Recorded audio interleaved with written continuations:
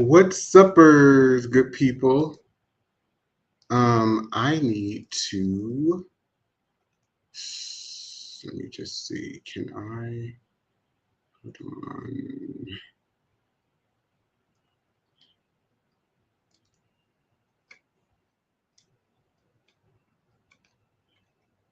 Welcome to this conversation. I think I'm expecting some guests, and I see one of them here already. So before I let them on, I want to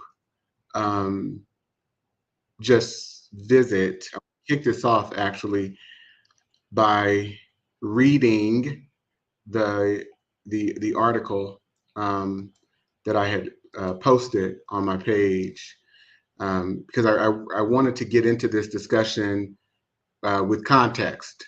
And so for those people who may be familiar with my work, who may have read my books, who may have taken trainings or classes that I've taught, this conversation will be meaningful, I believe, for those individuals. I think for people who are not as familiar with my work, it can be daunting, it can be shocking on some levels. So what I'd like to do is first, again, start off with, let me just see, start off with reviewing. I see two of my comrades backstage. Lewis Brown, who is a really dear, close, and personal friend of mine. I've known him for over 30 years.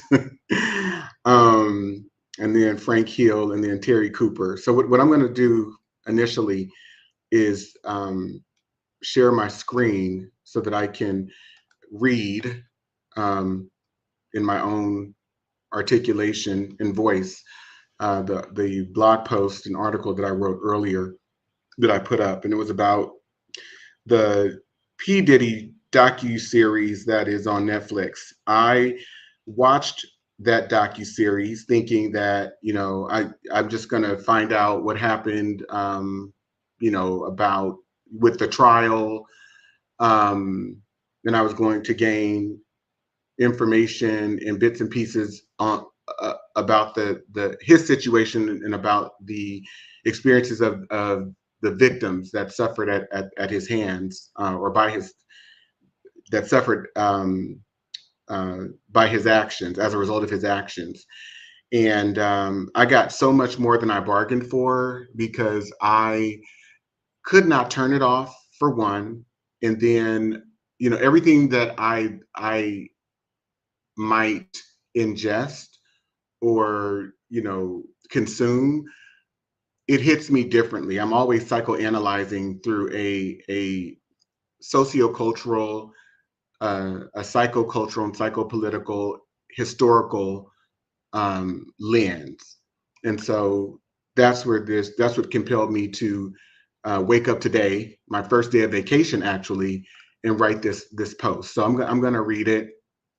So I titled it, Watching the Reckoning: What Diddy's Story Reveals About America's Legacy of Sexual Violence. And so that's the discussion that we will be having tonight. So I started it by saying, first, let me be unequivocally clear: nothing I write in this op-ed is a defense of Sean Diddy Combs, nor any person who has committed violence against women, girls, men, or boys. I am entirely against all forms of violence, including sexual assault and physical abuse. What follows is not an attempt to excuse or minimize individual harm. It is an invitation to broaden our lens. In chapter 3 of my book, Diagnosing Whiteness and Anti-Blackness, White Psychopathology, Collective Psychosis and Trauma in America, I argued that Black American male behavior, especially in its most harmful expressions, must be understood within the context of the white sociopolitical order that shaped, constrained, and conditioned Black existence. I do not say this merely to indict white men. I say it because Black people and Black men in particular have been historically socialized within a world structured by white psychopathy, white legal authority, white cultural norms, and white patriarchal behaviors. We cannot understand Black behavior outside the psychosocial, psychopolitical, psycholegal, and psychocultural conditions imposed upon us. In other words, what America has allowed men to do sexually, socially, legally, has always been defined by white male behavior. The origins of American male sexual entitlement. In 1275, under English common law, white men codified a rule at Westminster establishing that girls could be married at 12 years old. This legal norm, created centuries before the colonization of North America, traveled with English settlers and became grounding precedent for sexual governance in the colonies. After the founding of the United States, every state adopted this 12-year-old consent and marriage standard. And let me be clear, 12 years old was the age by which men were legally allowed to consummate marriages, but girls as young as 10 years old could be engaged in sexual encounters if they received a certain level of permission, and it was not considered rape or ravishment unless the child was under 10 years old, okay? Between 1800 and 1900, several states went further. Delaware allowed girls as young as 7 to be legally married. Under some common law interpretations, rape, referred to as ravishment, was not considered rape if the girl was at least 10. Okay. This legal foundation crystallized a cultural one, that girls and women's bodies existed for male access, male power, and male ownership. That entitlement, forged by white men, became the dominant sexual script for the entire country.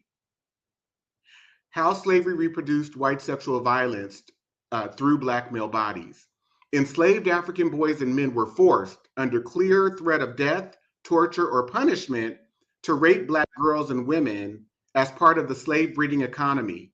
Slave narratives and historical accounts, including those curated in Gregory Smithers' Slave Breeding, make this painfully clear. One formerly enslaved man recounted how women were rewarded for breeding quickly.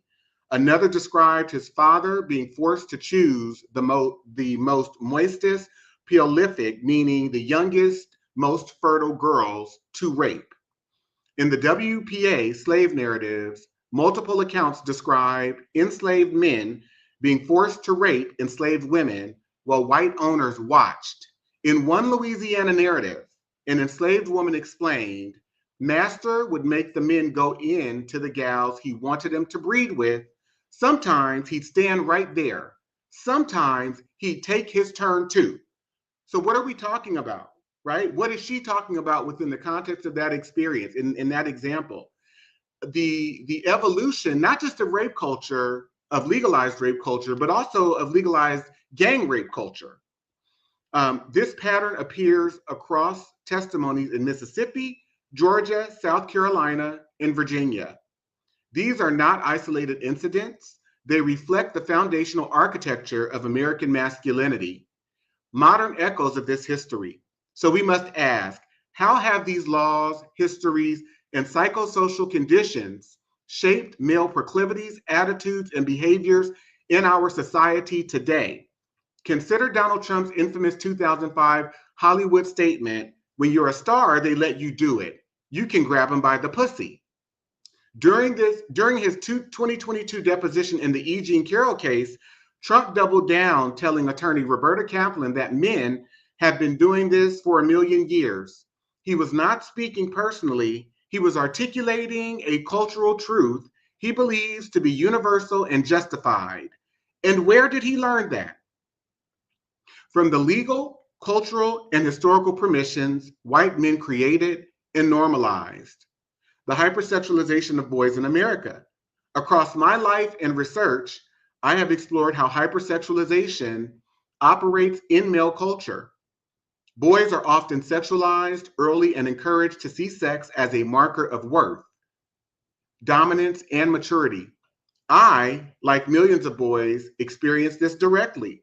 I was molested repeatedly between ages 5 and 17 by adults and older adolescents. By ages 11 and 12, adult men in my community told me I should have already lost my virginity and that doing so earlier than my peers would be something to celebrate. And I think that this is something most males, if being honest with themselves, can relate to. This normalization of premature sexualization is not African. It is not indigenous. It is not rooted in traditional cultural practices from Ghana, Mali, or other West African regions I examined during my research. In these African societies, consent and marriage were culturally governed by readiness, family discussions, maturity, and community approval, not by the predatory entitlement embedded in European legal doctrine. Conclusion. Watching Sean Combs' The Reckoning on Netflix compelled me to reflect not only on individual acts of harm, but on the larger ecosystem that produces, shapes, and sustains male power in America, particularly sexualized male power.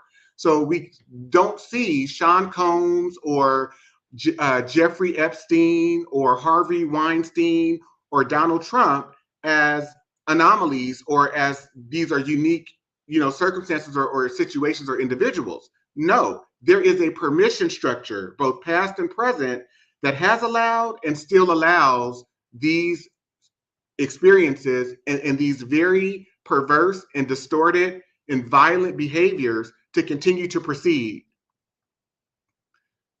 If we are going to have an honest conversation about the abuses documented in this docuseries, we must also interrogate what historical forces shaped American masculinity, who defined male entitlement to women's and girls' bodies, what legacies of white patriarchal law do all men, Black, white, and otherwise, inherit today? How do we confront the fact that Black men were coerced into reenacting white sexual violence under slavery, and how do those traumas echo forward? How do we break cycles of hyper-sexualization, coercion, and silence in our communities? How do we build a future in which none of this, past or present, is normalized? If these questions challenge you, unsettle you, or push you to rethink what you thought you knew about gendered violence, race, or American culture, I invite you to go deeper with me.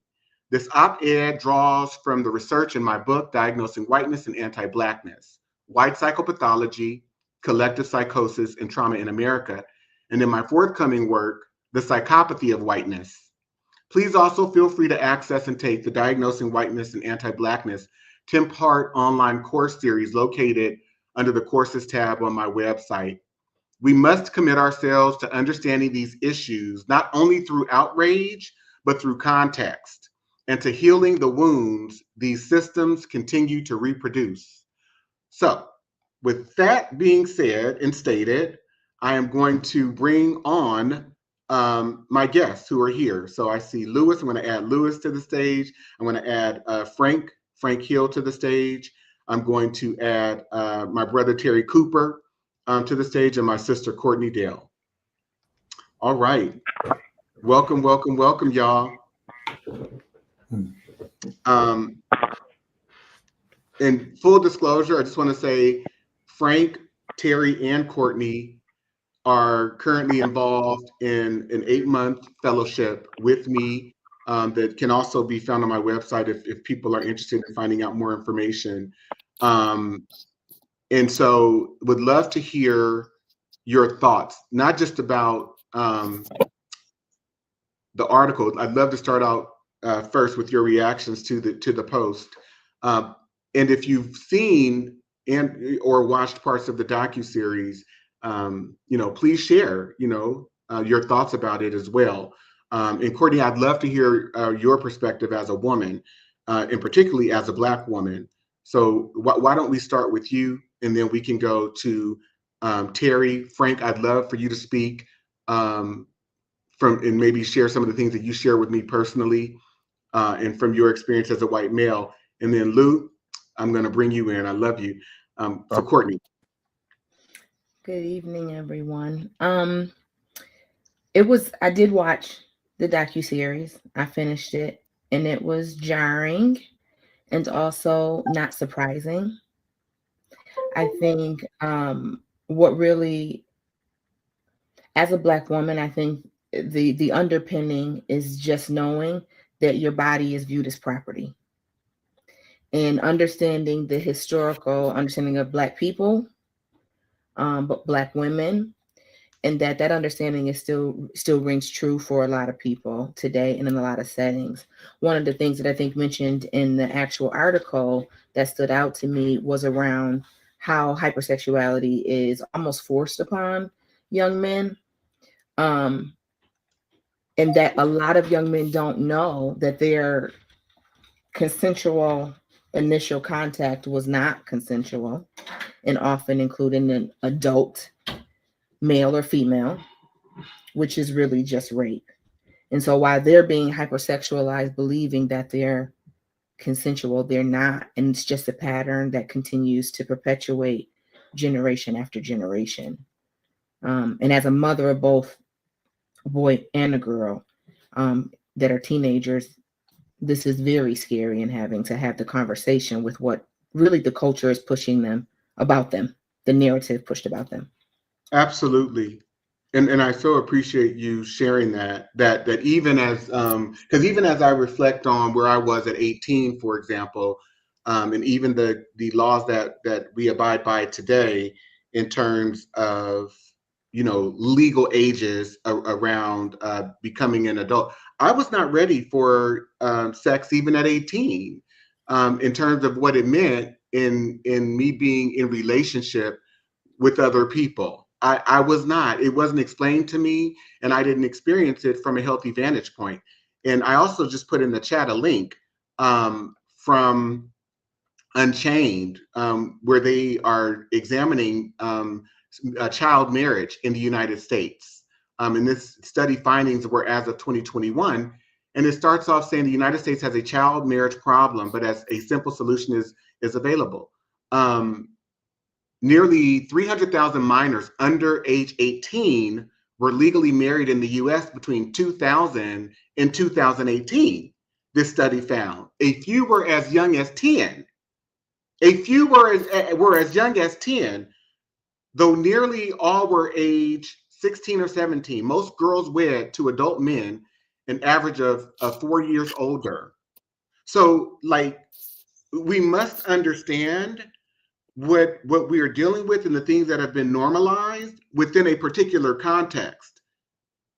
That these things are still happening, that they've been happening, that they've been allowed, and even if they go unreported or underreported, um, they are happening. And there are certain times when they go reported, for example, in the Josh Duggar situation, where they went to the sheriff because he was touching his young sister, and the sheriff just gave him a slap on the wrist and said, "Don't do that to your sister." So this white male was told, "Don't touch your sisters." I think he touched more than one. I think there were two of them. Um, and not only that, then the sheriff himself, who gave the warning, was convicted on child pornography charges. So, like, these things are not historical in nature. And I know I examine things through a historical lens, but I do it to provide context for the current moment. Brother Terry. Good evening. Thanks for having me. Um, I have not seen the docuseries about Sean Combs. I have, though, been thinking about, read the post and thinking about what you were saying earlier in your opening. And I started reflecting on, my own journey into adolescence and through middle school and high school. And I can certainly recall feeling a little behind the curve from my immediate peers, because they were already, having sexual exploration. Like, some of them lost their virginity in elementary school. I had a classmate who was impregnated in fifth grade. So just seeing, you know, of course, I think now reflecting back on it, it feels like wrong. At the time, it was, I guess, the status quo, right? And seeing how people were living and how they were treating it. Even I think for me, it was like the accessibility to pornography at a very young age. Mm-hmm. And I think about how that, manifests itself in how I carried myself when I was younger, and then eventually evolved kind of out of that.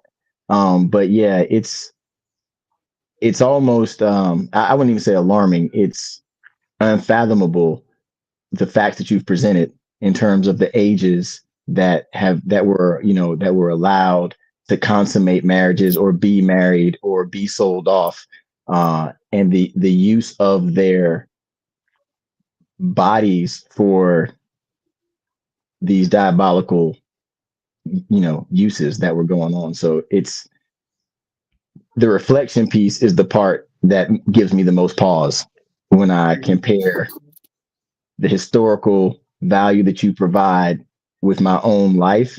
That's when I kind of have to, take a breath as I'm processing this stuff. But yeah, that's about where I'm at with it right now. Thank you, Brother Terry. I'm also live on Instagram right now, too. But I so appreciate the affirmation, but also the confirmation of this being a cultural experience, because prior to 2 years ago, you and I had never met, and yet you can share that your experiences were similar to mine, that they were similar in nature to mine. And even you being in an environment where you were able to observe widespread, that young boys were immersed in sexual encounters, right? And it is literally something that is held up as a badge of honor. And I think we can look online right now, right? I mean, I had the same experience, so much so that it shaped my life. It shaped my behaviors as a young child,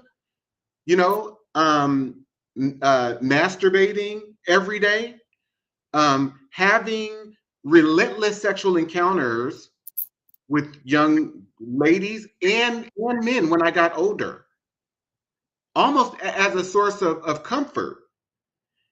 And I don't think that we because we exist within a societal and a cultural context where these things have been normalized, and they're normalized in education, they are normalized in media, in entertainment, they're normalized in the way that we dress, in clothing. Everything is tight. It is revealing. And Black people, I mean, for centuries, we have to understand, we have been hypersexualized because European men have hypersexualized themselves, and they've hypersexualized white girls and women. And so we just figure into this equation, not understanding and not knowing ourselves independent of a European experience, of a white experience. We are immersed in someone else's reality who has had in total control and rulership over our bodies, including our minds. And we have absorbed the same type of pathological behaviors and attitudes and proclivities that these people possess and have possessed.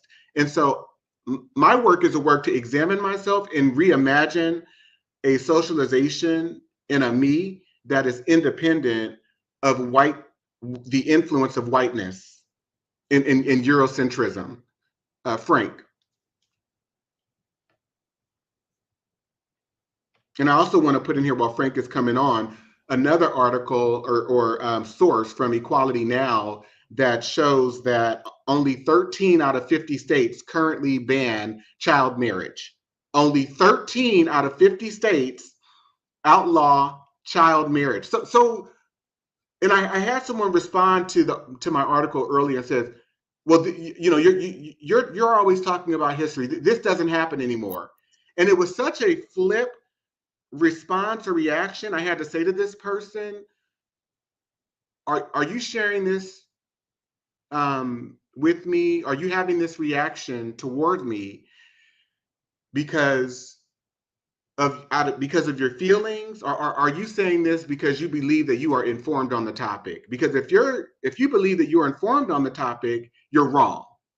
You're ill-informed. This is happening, and I had to send this person sources, and they quickly shut up. Because again, most people don't have information, and most people are operating based on what they believe, and belief is not fact. That belief can be rooted in fact, but most belief, and when people are resisting, my work and my efforts and the things that I'm trying to share and educate people on, and they're having adverse reactions, most of their reactions are rooted in what they think is happening and believe, or what they think has happened, and what they believe based on what they think has happened, rather than factual context. And I'm just not willing to have those types of exchanges because they're meaningless. Frank.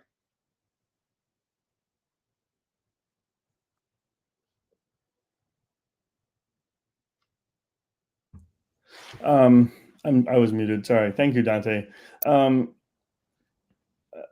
This post that you put up this morning, and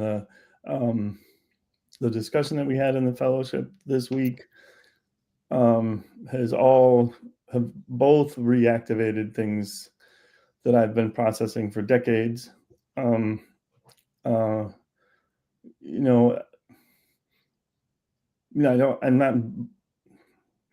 know if blame the right word, but my father introduced me to these ideas very early. I was hyper-sexualized, as you say, as a young child, introduced to pornography and sexuality at a very young age, and told by my father. For instance, one of the things he said, I remember saying around 9, well, don't show the trunk of Playboys that I have to your male friends, because not all parents would understand. The legal framework and the sexual revolution of the 60s, quote unquote, which was a male sexual revolution primarily. It was about, the entitlement of men to female bodies and sexual partners. That created a moral relativism that my father could use to justify certain behaviors that I engaged in with a cousin, right? That he used to justify those trespasses, and those were increasing. It didn't it was like an incident, and then my aunt wanted him to talk to me about it, and that's how he framed it to me. Well, this is, my aunt wanted me to talk to you about, or your aunt wanted me to talk to you about this, as though it was either not something that he really thought should be talked about with me, or it was okay and he thought, that kind of shit. So sorry, but it's just this, it's this masculinity that's then passed down through the generations. And of course, I've spent many decades reflecting on this, and it becomes another layer, right? This historical, sort of, oh, this isn't just my father, this isn't just my relationship in this family, right? It's a culture of this crap. It's cultural phenomenon. That's what we must understand. 2 or 3 equals patterned behavior.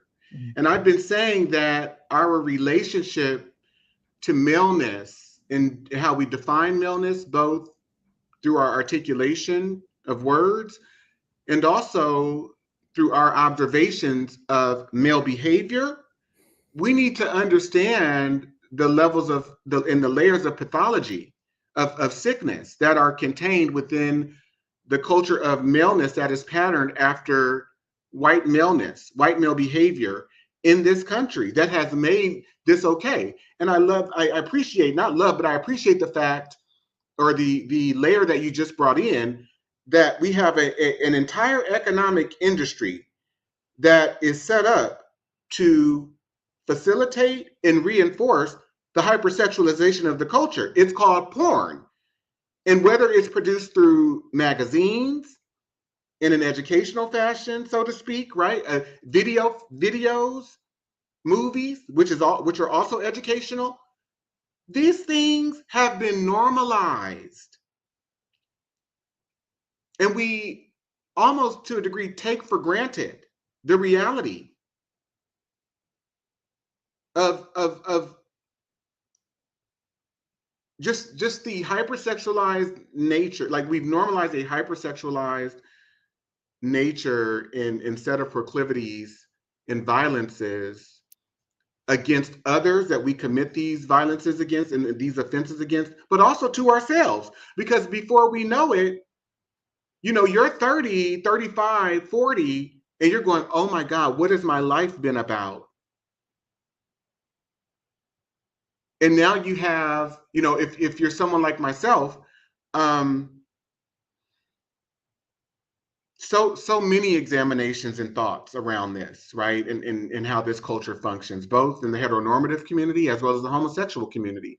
So I'm going to bring in, I want to acknowledge that Kyle James, which is another social justice sibling and family member, just joined.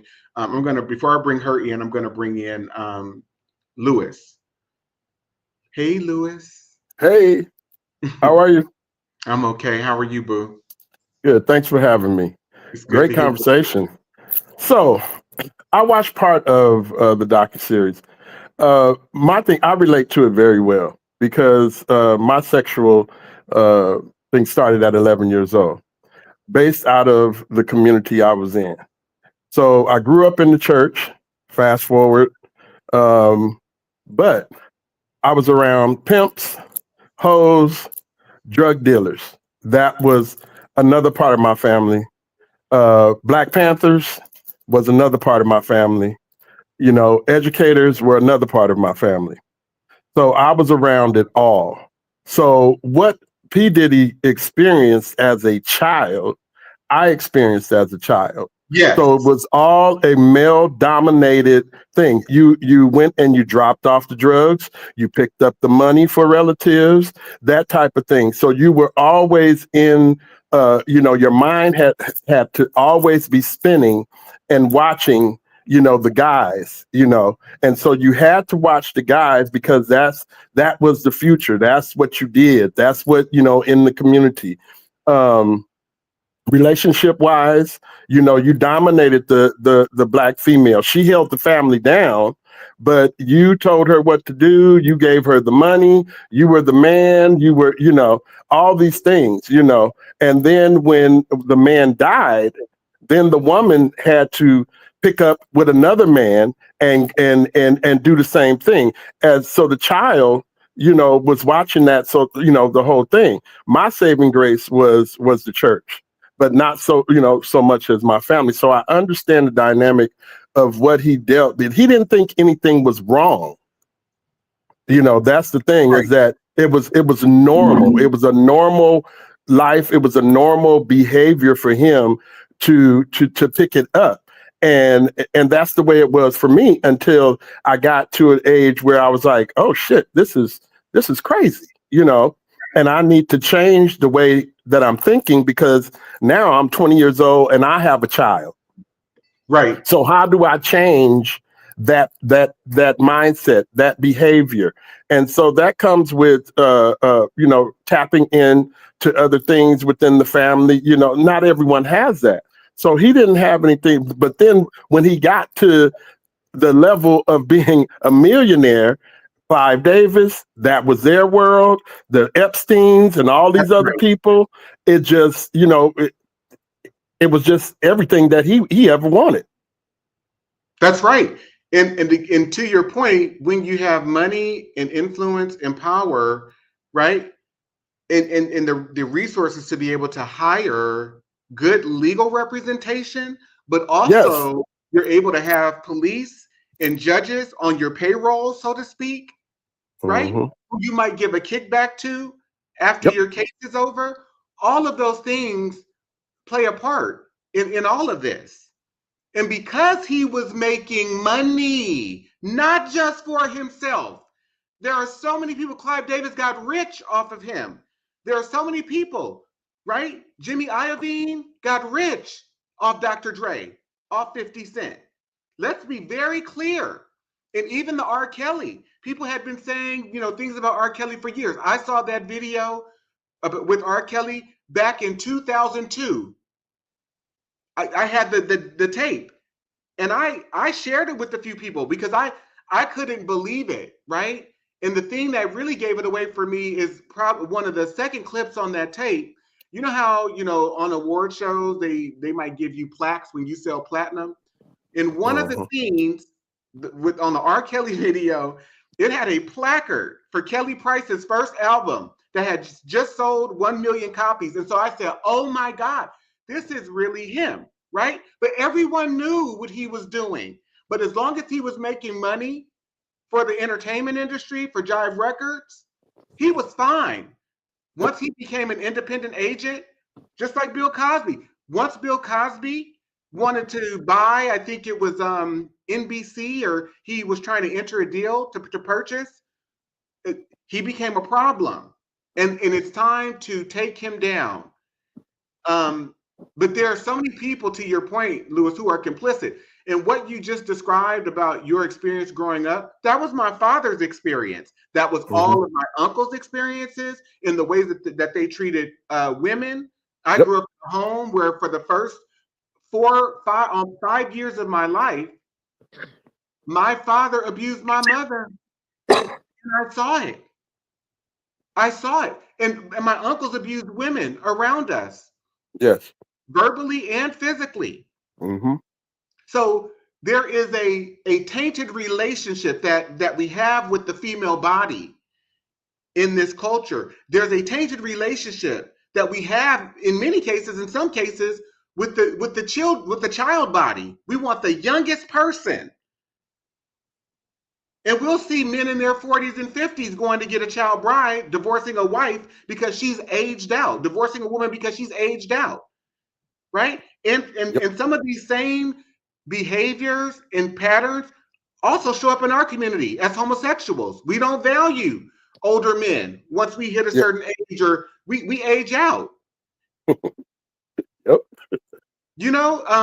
So there's so much to be examined on this topic, and I explored this deeper in chapter 3 of my book, which I titled Malignant Diabolical Psychopathy, because we're talking about not just sexual assault and sexual abuse for the sake of sexual abuse, but how it was legalized for 650 years. And it's still going on by custom and practice in this country. And so when I see, for example, and I name in chapter 3 of my book, 5 different cases where white men were either let off or given probation or acquitted for rape and sexual abuse. So within that context, these things are still legal and permissible on some levels. Kyle. Hi, Dante. I'm not really sure what to say. I have not watched the series yet, and I was checking my email and I saw that you were live, so I decided to join live. But yes, I too have been a victim, I guess, of sexual abuse. But did you read the article? Can you hear me?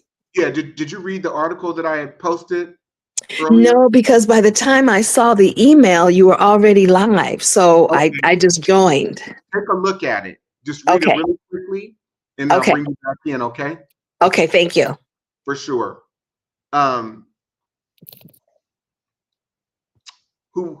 Courtney? What I'm pondering is around some of our early sessions in the fellowship around in antiquity and sex, in Christianity, right? And it being brought over here, and how even then sex was used as a tool for domination potentially. And so we're seeing that legalized through the legalized piece as domination, both with the female body, with the child body. And it's hard for me to separate the difference between, I know that we say pedophilia and rape to be different, but to me they're somewhat the same, because it's domination. They are interconnected. Power. They are Right. interconnected. You can't take them for apart. sure. Yeah, you can't take them apart. And what I would say to you is that the impacts and effects are much different when you're a child Well, absolutely. than when you're an adult. And I'm No, just and saying what I from mean, personal experience. well, no, I know that, but what I mean by that is, as someone viewing it and having to be responsible in this culture, they go hand in hand for me. Yeah. Right. And where some people draw the line, well, pedophilia is horrible, but the rape of an adult is okay. Neither are. Right. Absolutely. Right. The other piece that you just hit on, though, and that I did not necessarily tease out or emphasize in what I wrote, but which I drive home in the fellowship, is that this comes right out of the Christian church. The Christian church was responsible for making and legislating through the colonial period for making these laws and statutes. They made child marriage and child sexual abuse okay, legal. They made it legal. They made it moral. So these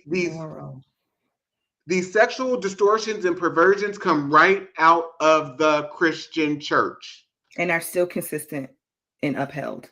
Today. That's right. Which is why you've got rampant abuse in the Catholic Church, rampant abuse in the white evangelical church, rampant abuse in the Black church, rampant abuse even in some mosques and in the Muslim faith. Let's be clear in terms of how we trace this and where we trace it to, particularly within the American societal context. Brother Terry. I need to pass. I'll come back to me, please. Okay, Frank. Yeah, I'm not sure what to add. I mean, I see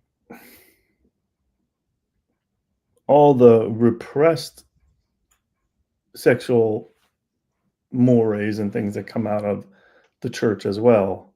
You know, it's like on the one hand it's condemned, and on the other hand it's not. Like, it's like historically it was established by the church in this legal context, and made moral, as you just said, and then like at some point it also becomes part of the doctrine to preach like chastity or whatever it is, you know, purity and all these things that are not a part of the history. Like it's keeping it unconscious. It's keeping it not honest. Absolutely. Because pair that with the fact that through the 20th century, the judges in this country, white men, continue to reaffirm that Black women, because they were hypersexual creatures, according to white male ideology and psychopathology, that Black women were hypersexual creatures and could not prove chastity based on legal precedent or based on their standards of reasonableness, right? So let's pair these things together. It is absolutely insane, and I think we must peel back these layers to understand that these things are violent. These behaviors, these beliefs, these activities that have been normalized are violent in nature. They work against us on many levels. Because they keep people in fear of each other. They keep people feeling unsafe. I cannot tell you the number of times I have attempted to just be courteous in making eye contact with Black women, and they shy away. They won't even look me in the eye because it's not safe. It is not safe, you know. And I used to take offense until I had, you know, my female cousins and friends explaining to me, you know, most times when we make eye contact, it's almost an invitation for people, for men with men. It's almost an invitation for men to take it further, and so we just avoid it. You know, we keep our heads down, and we really just avoid it. It's a culture of unsafety, right?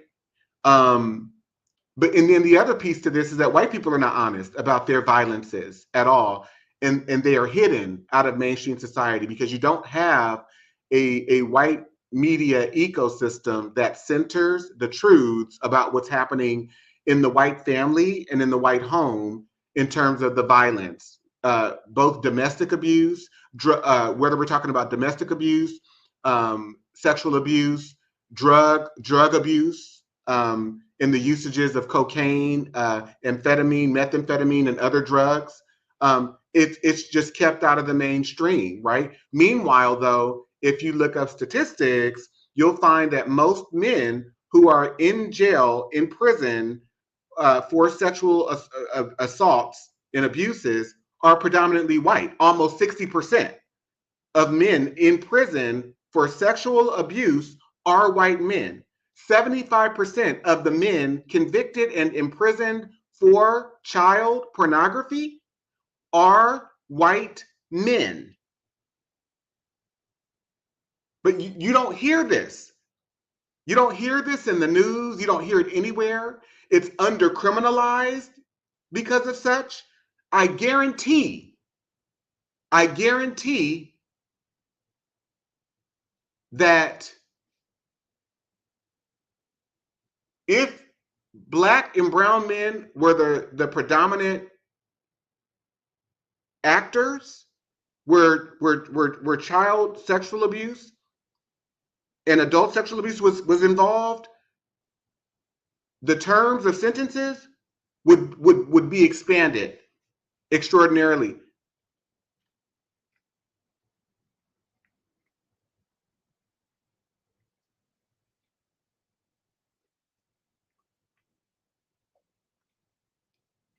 Here we have a guest. So anyway,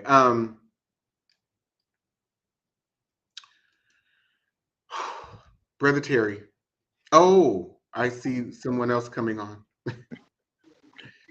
Yeah. So the last piece, right, that y'all were just talking about. I'm not that big on social media, but I've seen these come through, and it's like it made me think about um when they ask a young lady, like, would you rather be stuck in the woods with a bear or a Black man or a man? And they're like, the bear, because we know the bear wants to eat us, but we have no idea what this man's intentions are. And I would like to think that because I was reared by women, my great grandmother, my grandmother, my mother, that would not be the same for myself, right? But just the conversation that you just had, right? Is like, how can Black women feel safe Mm-hmm. in this culture, even with their own brothers, you know, or their own family members? There's literally no safe place for them in this culture.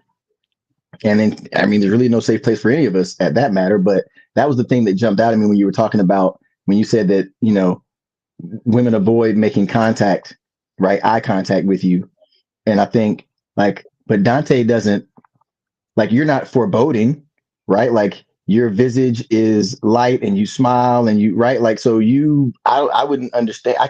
For me, it doesn't resonate, but I can't imagine being in the position of a woman and having to deal with these same situations. That's right. Me either, Terry. And I've begun saying to the women that I'm close to in just private conversations, you know, if I were you all, and if I were a woman myself, I would not date men. Um, and I'm also contemplating, even in the space that I'm in as a gay male, um, you know, either not dating men or being very selective about, uh, you know, who I might express and convey interest in, because it's just not safe out here. But if I was a woman, I would not. It's a culture of unsafety. And I had to say to a few of my girlfriends and my cousins, because they would repeat, you know, they meet these guys and they are experiencing mistreatment, they're experiencing being devalued, they're experiencing people that have a basic thought process, and don't honor them. Honor is different than respect. Respect is basic. Respect should be basic. Honor and adoration are heightened levels. Those are other levels. Um, and I said to them, I believe I even said to Jessica, she's here. I'm going to bring her in too, to this discussion. But I believe I said to even Jessica,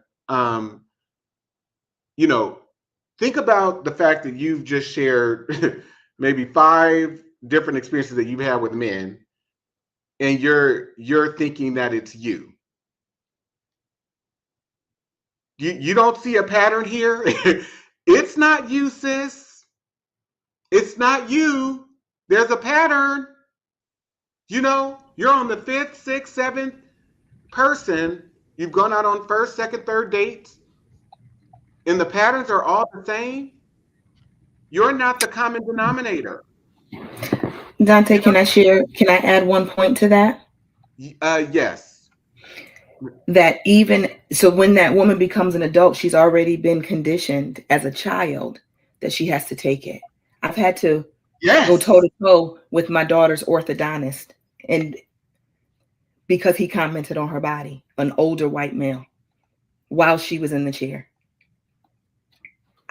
She was 14, 15. I've already had to fight that. She's already been experiencing that as a young child, not from someone showing interest, not from the boys in school, from the orthodontist. There's not a year that goes by where I'm not fighting for my children on some level, and having to talk to people. Eventually they removed him from that practice, but I had to send emails. I sent the same articles around black young girls being over sexualized. I sent that to the practice. And the amount of the white woman who called me and said, he's a good Christian man. And I said, get off my phone. You know, it's about defense or deflection, and protection of white men, in cleaning up their messes, making allowances for them, for their mess and for their perversity. Jessica. Yeah, and I'm sorry if you all can't hear me. I might go in and out. Can you hear me okay? We can hear you. Okay. Yeah, I think to that point too, you know, I have a daughter and I'm already having to defend her in her being 5, right? I had a therapist that I was seeing, right? A family therapist that I was seeing with my ex-partner about just our dynamics, right? And one of the things that came up in that therapy session was this idea of modesty when it comes to my daughter. And please provide context, though. Yeah, I will. So my daughter, at night, she was just in her regular pajama clothes, right? She had on a t-shirt and some underwear, and her father had such a problem with it, right? That he ended up bringing it up in a therapy session, and as a way of trying to say we don't. The therapist then brings it up, right, and actually adds to the situation that happened. I informed her that, this was something that was happening at night. She was on her way to bed. Not a big deal. She runs hot. She can sleep in her t-shirt and underwear. I'm fine with that. That's our household, right? She's in the house. The therapist, who's an older Black woman, then adds in, well, what if did you have people, what if you had people around? What if you had friends around? Would you allow her to walk around with her shirt and underwear on? And I had to stop the therapist and said, hey, that's not what happened here. You're adding into an additional scenario. And you're not addressing why this man has a problem with his daughter in her underclothes at night. Why are you focused on my 5-year-old and, That's right. and what she's doing? And so I ended up sending her that session about modesty, about how it actually contributes to rape culture. And again, she's an older Black woman. She was not pleased with it. And so, to Terry's point, where are we safe? Because it's not always just the white people. It's sometimes the older Black people as well too that have these about modesty, about patriarchy, about protecting Black men. That also impacts how our Black girls are supported and how they are protected and seen. Yes. And to your point, Jess, then we want to project our adult thoughts onto children. Your daughter has no understanding, no reference point at all for what her father was thinking. He took his interpretation and his impressions and then projected something on to her, which is it's just it's to me and I shared this with you when we spoke about it. uh it is such a weaponization of his parental position, as of his position as a parent and also as a grown man. And I talked to Jessica too about these other projections that we have, which I alluded to in my article, around, as early as 5, 3 or 4, we'll see babies and go, she likes him, he likes her, look, and we'll pair them together. That's her little boyfriend. That's her girlfriend. That's his girlfriend. Um, and again, that's all coming from an adult person's perspective and projections around how they are interpreting those children's interactions. And to me, and I've been saying this, it is a form of cognitive distortion and perverse. Absolutely, Courtney. Did you want to chime in? Or Lewis, did you want to say anything? I stepped out for a minute, so I've got to touch up. Okay. Well, I'm going to be going live again tomorrow too. If you all want to rejoin, I heard some other people are going to be joining. I just posted a link to a campaign that for my nonprofit Blackademics, where we are trying to develop, or not even trying, we're in the process of developing a curriculum for 9th through 12th graders, uh, students of high school age, to support the mandate that California currently has around ethnic studies, where high school students are mandated to take a form of ethnic studies. And so we want to partner with various high schools throughout California to integrate our curriculum, a curriculum that is currently being developed into the high school curriculum, which can be one of a menu of different curriculums that are offered. So for anyone who's watching, if you want to donate, if you can donate, that would be great. And then also, but please share the link with your networks. Please share the links. So we can wrap up this discussion. Anyone want to share any last closing thoughts? Yeah. Can I say something? Can you hear me? Certainly. Most Yeah. certainly.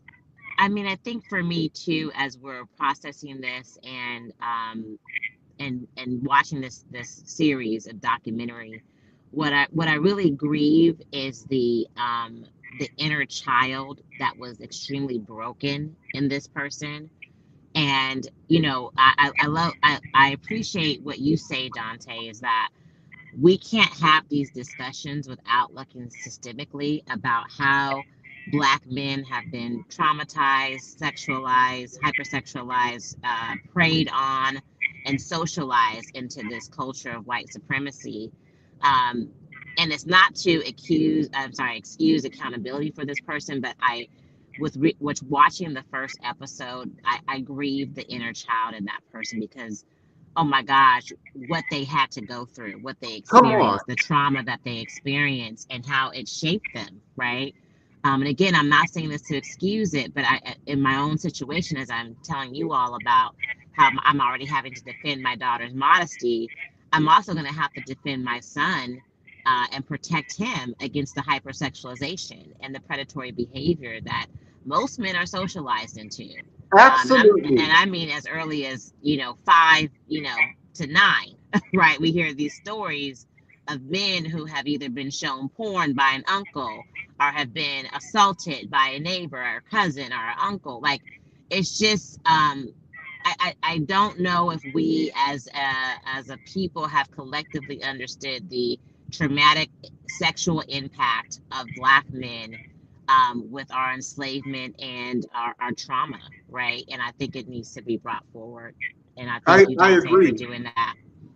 And I so thank you, Jessica, because we are so consumed by judgment and labeling in this culture that we're unwilling to admit when we can identify with what went on with someone else. And what Lewis led with and explained is that he too can relate to P. Diddy. I can relate to P. Diddy. When I said that at 5 years old, I was being molested by my female cousin, who was 9 years old or maybe 10 at the time. I was 5. At 7, between the ages of 7 and 10, I'm repeatedly being molested by a 17, 18-year-old. Okay? He's 18 to 21. And I'm going over this person's house because my mom is working and she's paying for me to be with a babysitter, and the person's son, so to speak, or best friend's son, begins to do things to me that I cannot explain. I just know that they're wrong. I know what I'm feeling because every time, there would be either a knock on the door or people were coming by or coming back. This person would rush to clean me up. And I'm gonna be very graphic with y'all, right? I remember having this person grinding on me, right? And got up from, and I'm probably 7, 8 years old, and there was my stomach, my whole torso was filled with semen. And I did not know what it was. I was so scared out of my mind. Okay. By age 11, the day before I started the 5th grade, my cousin gave me an orgasm, my male cousin, right? And then also between the ages of 10 and 11, I'm being molested by a minister in the Black church. And I can go on. There are a few more experiences I had before the age of 18. I won't go there, but these things are rampant in our culture. And if more people were honest about them and willing to be honest and self-reflective, then I think that we could heal more as individuals, but also as a culture, as a society. But we want to continue and perpetuate the normalization of these things. Oh, Dante's taking it too far. He's making a big deal out of nothing. Okay. I see. But Dante, can I say something? Mm-hmm. Well, I think a lot of times that the Black women are going through so much pain themselves and they're trying to make a living, and they don't have any other choice but to drop their kids off at certain places thinking that they're going to be safe. That's right. And so, I think, we have to be honest, with where we are with the single Black mothers in this nation. And, they need help. And so we've got to step up as men and recognize, I've been able to recognize with my grandchildren and now my great grandchildren, certain things that I went through, and I can stop it. But there's a lot of single women out there that just really don't have a choice, and that they're still putting their kids in harm's way. So how do we get, But to your point, it's not their fault. It's not their fault. And which is why whenever I hear a conversation about a single mother that's raising children on her own and there are criticisms, I always enter into the discussion now. The reality is she should have help, because she did not have that child by herself. So I am not going to participate in this type of conversation around criticizing women. I don't care what predicament they're in, because if they had the help of another parent, they wouldn't be as stressed. The conditions most likely could be and would be different. Absolutely. Absolutely. So let me say this. I know that my mother and every other single Black woman raising child on their own has done and is doing the best that they can. Yep. And it doesn't matter what economic strata you're dealing with, mothers who might be on general assistance or welfare or whatever the case may be. Absolutely. And that's why they end up in a lot of situations like that. They don't have no other choice sometimes. No. Yeah. Courtney, Terry, and Frank, there's Amber. Sorry. Oh.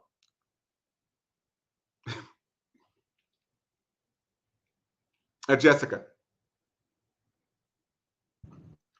Oh, sorry. And I had jumped in because of the single mom, right? And I think too, it's just there's less there needs to be more accountability on the fathers, right? Like you said, Dante, motherhood should not be done alone. It should not be done in isolation. And we used to be a people of community, right? And again, the sexual perversion of men and Black women and Black men, and particularly, and this is not their fault either, but it does keep them detached from fatherhood, right? And again, that traces back to our enslavement, but there does have to be some critical conversations around these single parent homes, and the lack of community and support, right?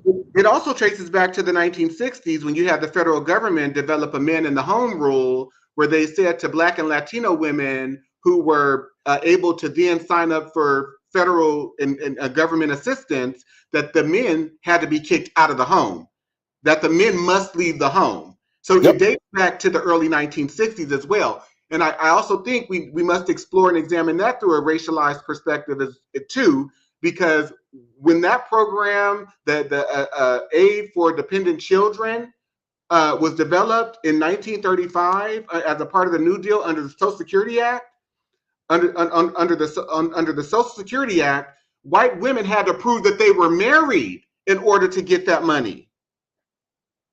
So it was the complete opposite. They wanted families to stay together, and they wanted to ensure their economic viability. But when Black and Latino women began to access that same system, the government said, you cannot have men in the home. So we don't even have to go back to when we were enslaved. That's right. Terry? Yeah, so two things came up to mind as the conversation progressed, and that was, one, I was spared many of these experiences that we are discussing as a child because, again, I was in the house with my grandmother and my mother, with a great grandmother right down the street, and I was not allowed to stay with just anyone, even family members, right? Like my grandmother and my mother were extremely discerning as to who they entrusted me to, right? And then the other thing that came up, I'm thinking about, we've talked a lot about, adults and the hypersexualization of children, but then I have to think also about kids are around each other 8 hours a day in school. And there's a level of socialization. We spend more time with our peers. most times than we do with our own family members at home. And so like, what is being done about, you know, this stuff that's being normalized and socialized amongst the children, right? Because it doesn't take a lot of kids. It only takes one child to have been exposed to something in their own life to then bring that to their peers and expose them and start to share those types of things. So like, there's so many layers to it. Like, I don't exactly know where to begin. That's right. And I'm gonna say too, Terry, to what you led with, like that, it's a blessing, right? That you had that amount of familial support, right? My story is different because not only was my mom, you know, divorced by the age of 29, but she lost her mother at 17. She lost her father at 23. Like she really had to figure this thing out on her own, right? Yep. And my dad being, you know, what would be referred to in white American culture as a street dude, right? He didn't have he when he grew up, his influences were men who beat women, who did exactly the things that Lewis shared when he first entered the conversation. That is what his stepfather taught him to do to my grandmother. And there were a lot of drugs. There were a lot of things that he was immersed into, and part of that was because of how the white government and institutions infused drugs into the Black community. Not only made them available, but infused them. So by the time he was a grown adult male, you know, he was exploring those things. But not only that, economic deprivation. Couldn't be hired for a job. So what did he do? What did people in his peer group go out and do? They went out and robbed people. So all of these things, we have to examine the legacy and the histories of all of these conditions, all of these societal and cultural conditions, so we can understand the current moment in which we live. Amber Colson, did you want to share a thought? Hi, yes. So I had a couple of thoughts as the discussion was going on. And I wanted to go back to something I believe it was Jessica said about just in recognizing and being able to, I guess, kind of discern like dangers that your children may be exposed to.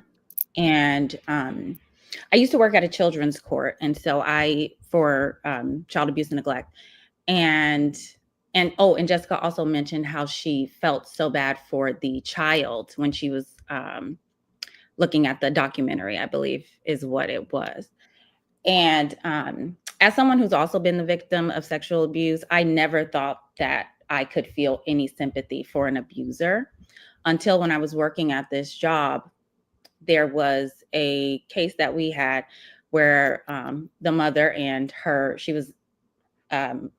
pimp, they decided to film the mother performing fellatio on her child, who was, I believe, 2 or 3 at the time. So the mother and her pimp, who was the father of her second child, were incarcerated, federally incarcerated. And it later came up in the court hearings as they went on that the older child, the 3-year-old who had been exposed to the sexual abuse by his mother and her pimp, was starting to touch his younger sibling, who was maybe 1 or 2. That was when I had sort of an epiphany, or it's something triggering in me, like some children really do not even have the opportunity of a chance. That child is so young, they may not have ever even had an opportunity to remember a time where these thoughts were not normalized, or they may have grown up and thinking, I've just always been like this. They don't even remember the triggering incident that caused them to exhibit this type of behavior. And it was learned behavior. At 3 years old, you don't know that you're harming your sibling by doing this. This is something that was done to you. So you don't have that complex thought process at that point. And I think about that sometimes when you have it does not mean every abuser does not go on to abuse, but I do think about that sometimes when you are seeing these people who go on to do these horrible things to other people. And I do sometimes think, man, I wonder if they just never had a chance. They should intervene and they should get help and they should do all of these things. But as Jessica said, like, I do just hurt for the child who experienced that and who is now, victimizing their own sibling, not even knowing what they're doing. And I'm, luckily they were in the child welfare system. And so they were able to get intervention. But I just think about all the children who may have experienced this or something similar that may not have that intervention. And Amber, I want to add to this, right? Because I cannot relate from the standpoint of going out and touching other individuals, because I was scared, right, to even do that or to engage. But what I can relate to is that as a part of my hypersexualization, developing an addiction to pornography, right, at a young age, as a child, what I can relate to is going to school and having to take gym, which I flunked all through junior high school because I did not want to get undressed in front of boys because I was getting an erection whenever I went into the locker room, right? Yeah. What I can relate to is I can remember a time when I didn't have thoughts. I can remember being 4 and 5 and not having thoughts about sexuality at all whatsoever, right? And so what I understand, because I've heard some people say, well, being gay, I was born gay. That's not my story.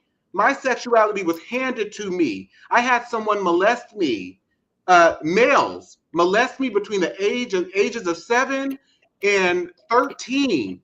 And I began to like it. It began to be normalized for me. So I can relate to not having a chance. What I am saying in jest is that my sexuality as a homosexual male was handed to me as a child. Yeah. So yeah, thank you.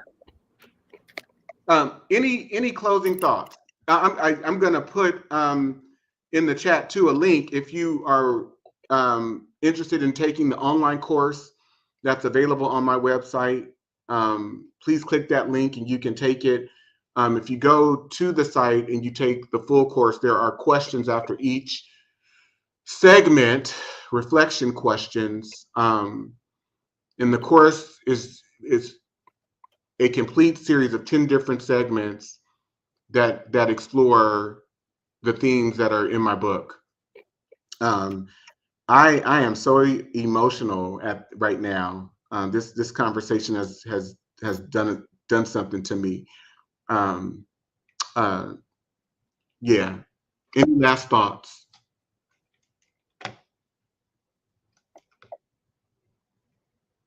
I would just say that this level of perversion, coupled with power and money, just breeds the perpetuation and the complicity, the complacency around, going back to like Puff, going back to R. Kelly, and the number of people who saw it but benefited from it. That's right. Even though they knew it was wrong. And, so his experience as a child, but then when you add money and power, when you add the development, this is your development. Yes. Sexual perversion is a part of your development. And so, what I appreciate about Jessica's comment is we can feel sorry for the individual as long as they are in a childlike form, but we don't have the same compassion. We don't have the same compassion when that person grows up. Those same proclivities are there. The only difference is that the person's physiological structure has changed, right? And so yeah. And there's no responsibility from society when we look at that adult in that physical body. There's no responsibility to say, But This we is what we created produce. that. We created Come it. on. That's right. And now and it's problematic because I don't benefit from it anymore, you know, or I don't benefit from it. And we're only talking about the experiences that get reported and the people who are found out. But this is happening all over the place, as Frank shared, in terms of what his father introduced him to at a young age. And many times there are no guardrails, there are no limitations at all whatsoever. And so these people are not unique in their circumstances. And as long as we're isolating and only discussing individuals, we're dealing with symptoms and results of a larger permission structure, cultural permission structure that is at play and that has been at play for hundreds of years. Lou, last thoughts. Well, my hope is just that we can look at this and understand, what's placed in a child at a certain age. And we might think it's, in some of our, circles, they think it's cute for a child to act a certain way or emulate. I think we just need to be more aware of where that can lead. That's it. That's right. And I'll tell you, my experiences shaped me in the opposite way, especially where children are involved. I remember calling my goddaughter's mother because, she was playing outside with her friends during the summer, and she had on a two-piece bathing suit. And I think she was like maybe 4 or 5, probably 5.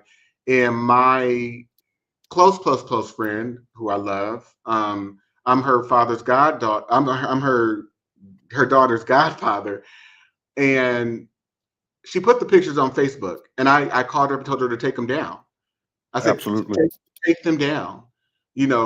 Little children would run and come jump on me. I remember when I was in grad school, I was going for my master's, and I was going to elementary schools and substituting. And sometimes I'd go to kindergarten, first grade, second grade, and the kids would run up to me, want to hug me. No, absolutely not. Get away from me. I'd be at friends' houses and their children are sitting on grown people's lap, and I'd be commenting, I think they need to get off their lap. Absolutely. You can't come and sit on my lap. You cannot come and sit on Uncle Dante's lap. Absolutely. Right? Because I have triggers and traumas over this stuff. And then people tell me, well, you're too conservative and you just kind of take things too far. No, I know what can happen when you allow your children to spend the night at people's house. I know what can happen when your child is sitting on Uncle so-and-so's lap. Even when Uncle so-and-so is related by blood. Don't even get me started, right? That part. Sitting on Auntie so-and-so's lap. I know what can happen, right? And it's happening all over. Even with some women who have been hyper-sexualized and grown up in certain environments, have had certain experiences, they can expose other young women as well as young men to certain things. Last thoughts, Terry, Frank. I'm just thinking about at exactly what you just said. I'm thinking about the current culture that we have of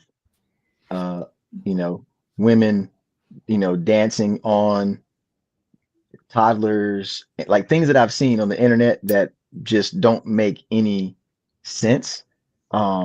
But yeah, I think that I'm going to be leaving this conversation with my eyes stretched wider. I feel like you, Dante, in a lot of situations where I've been, I have, nieces or, friends who have young daughters. And after once they're toddlers, to your point, I'm like, there's no sitting on my lap, right? Like you can, yeah, I'll hug you. Yeah, okay, that's cool. But there should not be any, I don't want there to be any interaction that could be misconstrued even by the child. Right. As something other. That's right. So I just think I'm walking away with my eyes even wider open. I appreciate that. That's right. Frank, and then Amber, and then Jessica. I just appreciate the conversation, appreciate being a part of it. I'm glad that you could join. I would just comment that what you were describing, Dante, is hypervigilance, and it's often exhibited by people as a trauma response. You often don't want someone to experience the same type of trauma that you've gone through, so you do. It's not overreacting, but you are just almost paying closer attention than people who do not have that same sort of awareness. And it can, it can be a double-edged sword, I think, for some people, because then you might have someone who thinks everything that could be innocent or not, but with children, I do think erring on the side of caution is best. I do sort of the same thing with my niece. I tell her mom, she's not going over there. She's not going with those people. Or if she's having conversations with people on her iPad, I'm like, I'm in your business, because you're 7. You don't have business. Like, we have to make sure that they're not being exposed, because we don't, I can't recall who said it earlier, but you don't know what the children do spend more time outside of adults' presence at a certain point. So you don't know what those other people, what is allowed to go on in other people's homes. My niece is not allowed to spend the night at other people's homes, because that's not happening. We don't. I'm sorry if that offends somebody, but they're just going to have to understand, because it is about protection. And if you're going to have children, I think you have to put that first, their protection, and also making sure you're not allowing or encouraging the creation of these P. Diddy's or these R. Kellys. So if these things do happen, you can intervene and redirect, because I'm sure those people's parents, some people's parents do encourage it, but some people's parents, I think, just have a blind spot. And instead of taking corrective actions, they just think they might see something, he'll grow out of it, instead of taking a proactive response. And I think that is another societal thing that we have to do. How did we lead to the creation of this person that is now victimizing our community?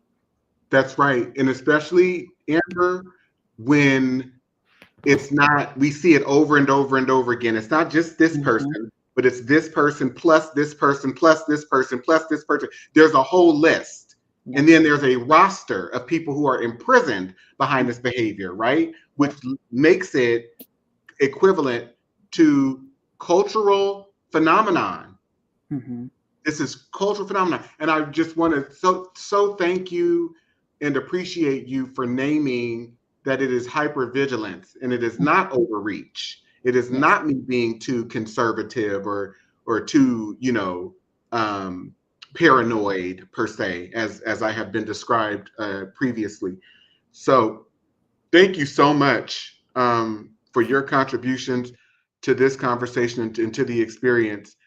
Frank, I know you have to leave. Thank you for coming too. And for those that are going to join tomorrow, I'll be going live again between 4:30 and 5:30 if you would like to join. And thank you for all who tuned in, and I will see those of you who join tomorrow later. Okay. Thank y'all, and I will see you, Courtney and Terry, in week after next. Thank you. Absolutely. Take care. Thank you.